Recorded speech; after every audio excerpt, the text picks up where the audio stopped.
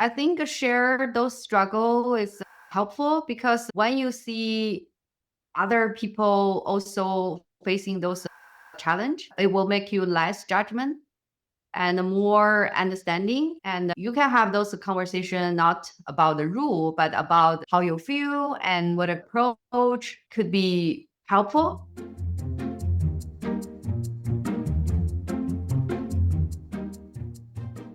Welcome to Infinite Halls, a podcast series where we navigate the endless twists and turns of parenting in the digital age.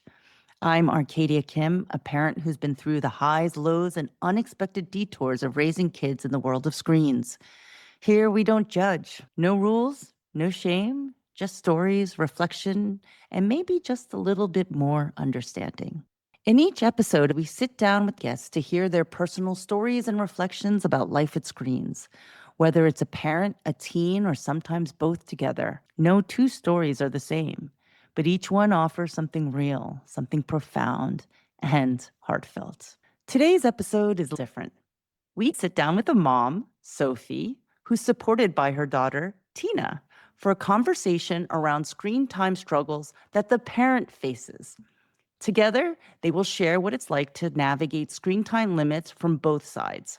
A parent combating her own screen time habits, and a child discovering that setting screen time boundaries is a shared thing together between family members. Sophie's story shows the power of being open to one's struggles and vulnerabilities, even when it feels messy. Welcome to Infinite Halls. If you can introduce yourself, a little background about where you're from, and etc. Thank you for having me. I'm Sophie. I'm originally from Beijing, China, and I moved to Raleigh, North Carolina in 2018 with my family. My company offered me a position here. I work in a global supply chain for a multinational company over 25 years. And also I have a daughter, Tina, and who just finished her first year of college and helping to set up the interview. So proud of her. Tina, can you introduce yourself as well in your own words? I'm a rising sophomore in college at Wellesley. I'm studying psychology and sociology, hoping to get into education. I also moved here after elementary school from Beijing. So when I was 11, 12-ish. Thank you so much. This is a very special interview because what I like to call it's a couple. It's a parent and child. And so it's a particularly interesting perspective to be able to have the conversation on both sides. Now, Tina, when you were back at home, what kind of screen time rules did your parents set for you? No phones when you're on your bed, when the light is off, basically. No playing in the bed. You're supposed to sleep. That was a big Okay. one. I don't know how she enforces it. Maybe she stops by my room to see if I'm still on my phone. Actually, I think I got more screen rules from my dad. He set up actual limits on the screen. So like it turns off once it hit a certain number of hours. And he also did passwords. I did figure to get around some of them, but he kept changing them. They weren't super strict about it. I think I got exposed to screens a lot earlier. Well, like when I was really young, it was kind of loose around. And especially after I got to high school, they're not so strict and hard anymore. But maybe only on the bed thing, that still is a big thing. So you had a rule that was no screen time on the bed, particularly after hours, right? Did you ever get in trouble for having your screen in bed? I think they definitely found out a few times. And they would take the phone. Sophie, do you remember setting up any of these rules?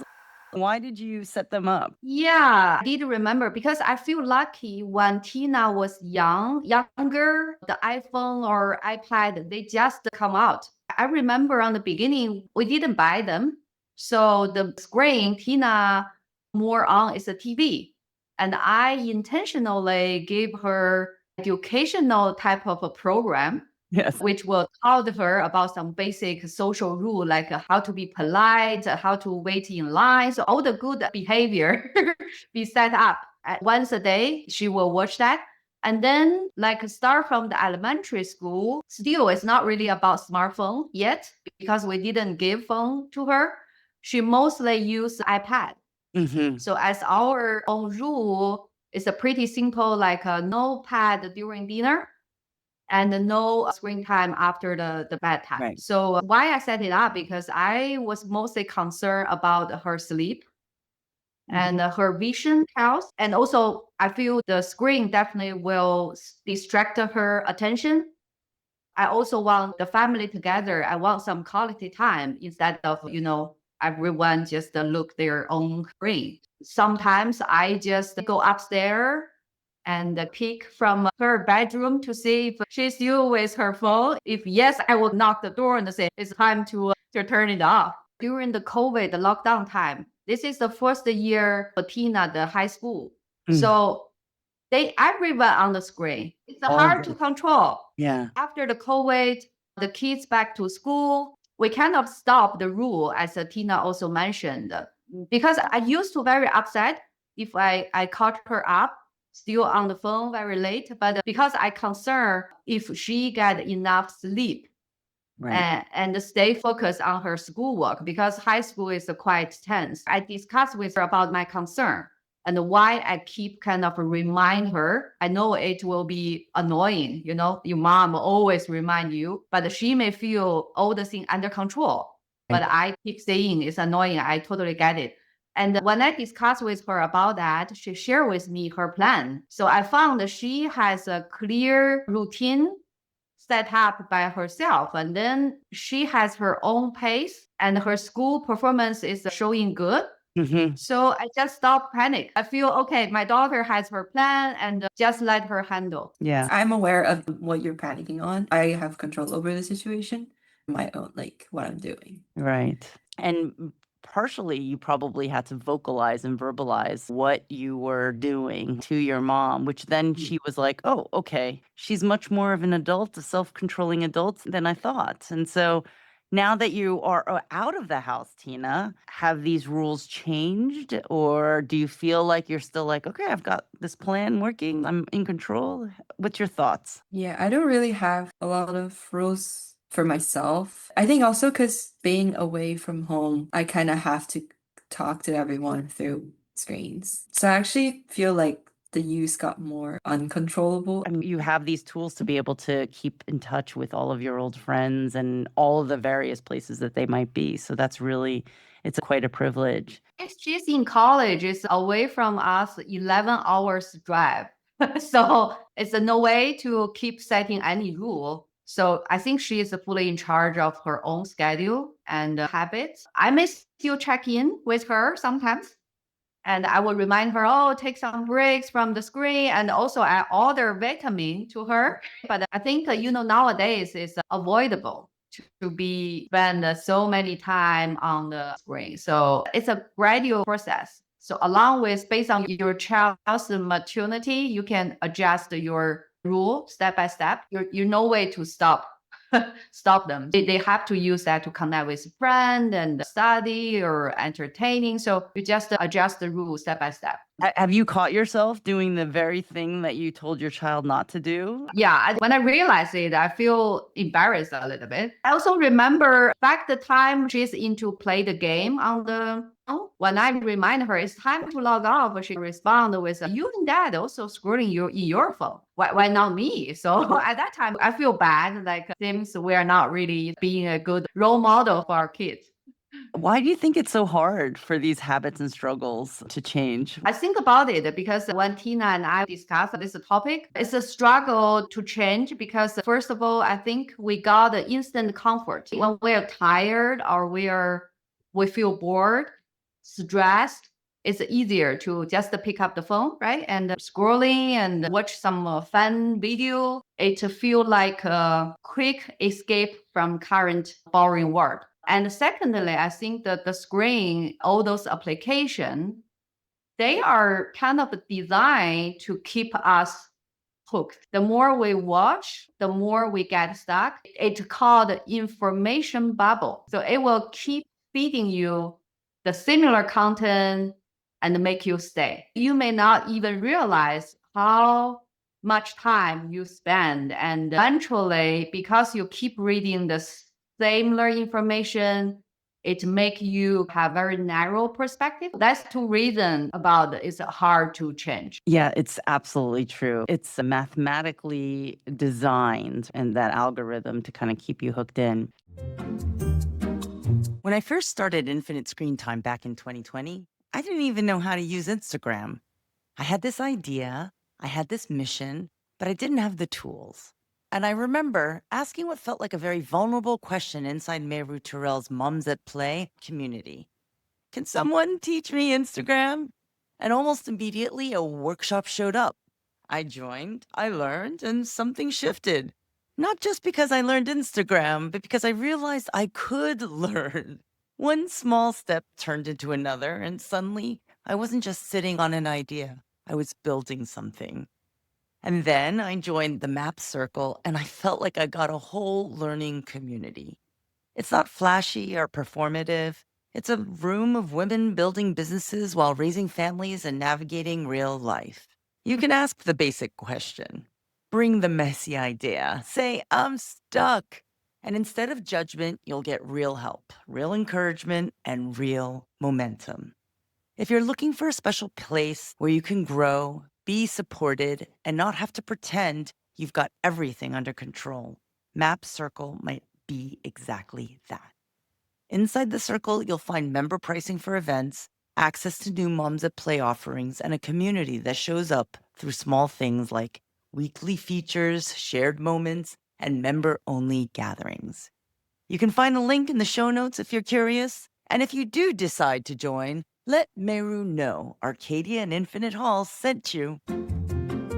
Tina, do you have any advice for your mom? Maybe some strategies on how she might be able to curtail her A addiction? big part that I would suggest is being transparent, telling your kid or your parent that it's a shared struggle. It's not like the parents are perfect or the other way around. It's a shared struggle, and I think it helps with understanding. Instead of pointing fingers, it just opens more room for reflection together. Working on it together can be helpful. Like if the parent and the kid does something together, then they can't really be on the screens. Tina, I love that, actually. That is so wise. The moment you say, I'm having this problem, and then you share that, you're able to help each other through it. And so this is a particular area that is an issue. I think what you're saying, Tina, is we can retract ourselves from that. We can confess to each other and then try to help each other make sure that we've got it under control. Yeah, so sometimes I realize what I'm scrolling is meaningless. I set a rule to turn off the light on 11:30. Also, I set it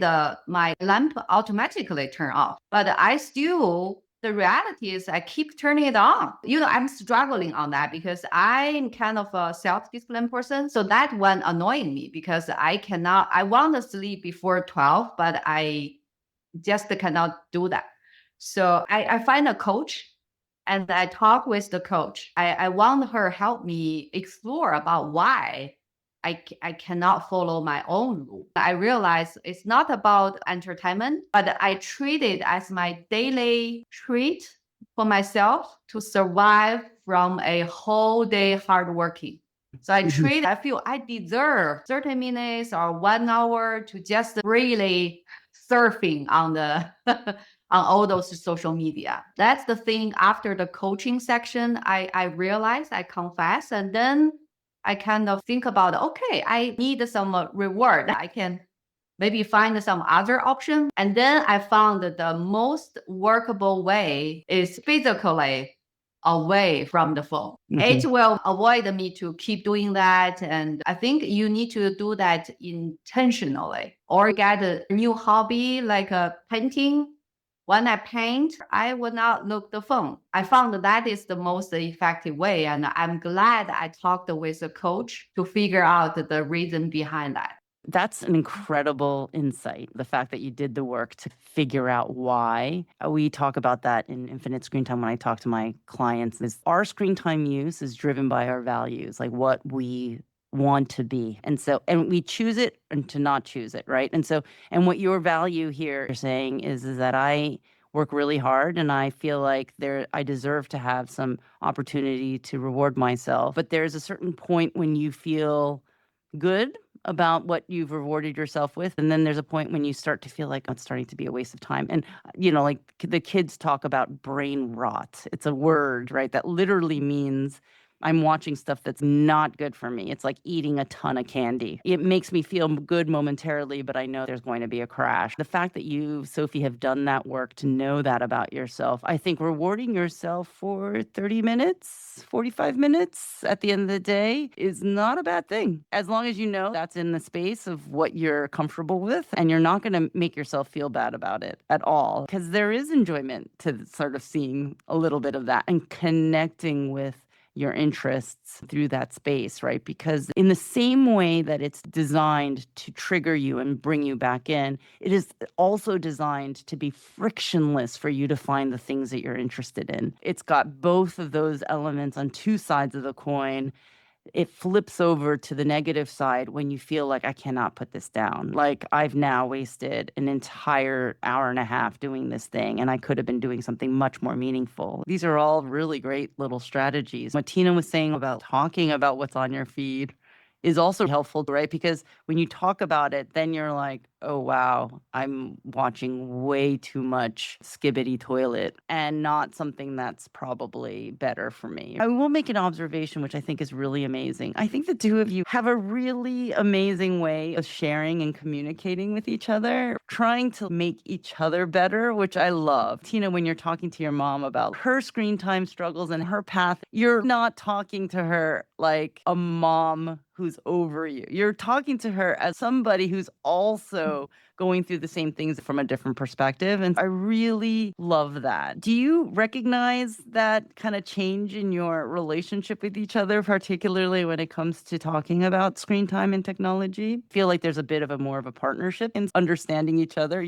Tina, you're the one giving your mom advice on how to manage her screen time, right? I think share those struggle is helpful because when you see other people also facing those challenges, it will make you less judgment and more understanding each other. And you can have those conversations not about the rule, but about how you feel and what approach could be helpful. Growing up in China, I was raised with a more top-down approach. The parents will set the rule and the kids follow. But after leaving US, I saw it's important you are helping the kids develop dependency and helping them on some decision-making skill. They will finally make the decision, the choice for themselves. I feel you kind of shifting from the rule to the conversation. I think that's important when you think about parenting, especially when your kids grow up. You cannot control them because they eventually will rebel from a teenager age or even earlier. The parent should focus on more understanding, influencing instead of, just to give the rule. What are your thoughts, Tina? I appreciate that mentality. That goes back to just letting go of control when it's gonna cause more rebellion if you hold on tighter as the kids gets older. Or maybe sometimes you just kind of have to let the kids learn the consequences themselves. For some of my screen habits, I'm like, oh, I can't do that because like I did this before and I didn't like how it turned out. It brought our relationship closer. And it's a lot easier for me to talk to my mom in this way because we've kind of built this partnership relationship, more open about struggles like screen time. It's easier to talk to your mom about this because she is approaching you already with this notion of like, I'm actually not good at this as well, as opposed to these are the rules, you must follow them. And if you break them, then here are the consequences. And then I'm secretly kind of doing the same exact thing. And then it's hard for you to talk, anybody to talk to them and be like, oh, this made me feel really bad. And then you're hiding with it. I think that's pretty true across the board. Your mom is being vulnerable to you. So, Sophie, if you could say anything as a parent raising kids in the technology age, if you could go back in time and tell your young mother self in managing this technology, because there's so many changes in the technology that happen, and then there's also so many changes developmentally for your kid, what would be a piece of advice that you would give to yourself? Give myself, okay, I think I should be kind to myself. As a Chinese mom, in my mind, I think I need to be perfect. I need to be strong. I need to control. But when I think back and then look at my struggle, I think it's important to be kind to myself because I need to handle the work and the life, raising the kids. Even I have my husband's help for sure, but it's a tough. So I need to be nice to myself. And also I start to practice awareness. When I'm aware, okay, I'm losing control or I'm not follow what I try to do. Once I'm aware that, I can take the positive action. Right. Instead of just feel embarrassed or feel bad for myself. Another point is open with my child earlier. Then she will not see me as a mom, keep giving the rule or reminder, but with someone who also needs help. Where to say, we're trying to find the why and how. So to be kinder to yourself and be more open to your child, I think that's wonderful. When my mom and I were talking, she mentioned another takeaway: don't over expect from your kids since it's a shared struggle. I feel like it goes the other way. Like the parents don't over expect from the kids because it's like inevitable, and as humans, I think it's just hard, especially under this time period. And then for the kid, is you also have to look in the parents' perspective a little to see that it's a shared struggle, and seeing that can help to get close to each other. And then the vulnerability thing, I think it's a really big part. Like showing that not everyone's perfect. Well, no one is perfect, especially when it's screens and like addictive things. I love that. It's a shared struggle. And you can use the technology as a platform for connection because everybody is struggling with it and everybody has highs and lows. So this is an area that you can actually share within each other and also then be able to get better at it. That's a really great perspective. It's also super wise. As parents, sometimes we think we have to solve everything for our kids. And builds that path before them, like, almost like train tracks before the train is going over it, right? And then when you throw technology into the fray, you're like, actually, this is a multi-dimensional track. For parents, it feels like we're not able to know what the technology is before it's coming. And so it's super stressful. Then what you realize from the kids' perspective, like exactly what you're talking about, Tina, kids are like, well, I don't know either. I work with lots of families with younger kids, and it's hard for them to see that. For both of you, you've already been down this path and see the light at the end of the tunnel. I think Tina's going to be okay. Especially under current AI, large language models, as a parent, we don't have answer as well, right? I feel we just start a conversation and work through it together. Also, I don't remember which book I read that. The wording, it's really resonate to me is the most powerful parenting moments come when you stop leading and start working beside. Mm-hmm. Thank you so much for both of you guys. I really enjoyed our time talking together.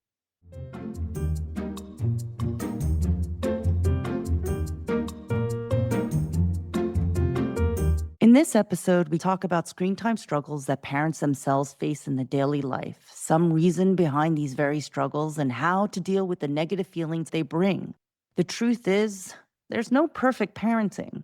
Parents, just like their kids, can experience screen time challenges, and approaching them with curiosity, understanding, and acceptance instead of guilt and shame and judgment, we can all be a little kind to ourselves. And by being open to sharing struggles and vulnerabilities, parents and kids are able to open trust, support, and a sense of partnership to work through screen time challenges together with more empathy and understanding. So don't hesitate to talk about your own challenges with your child. An honest conversation is 10 times better than any screen time fight. At its core, this podcast is about rethinking our relationship with screens without judgment, shame, or guilt, and without any easy answers.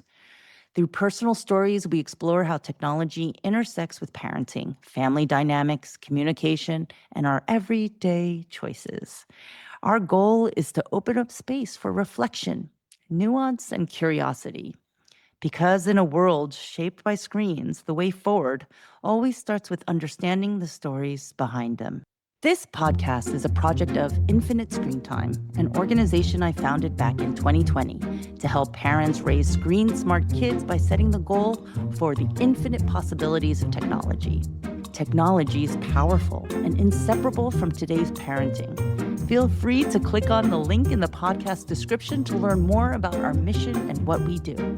Thank you so much for listening. We're grateful to share these stories with you, and we'll see you next time.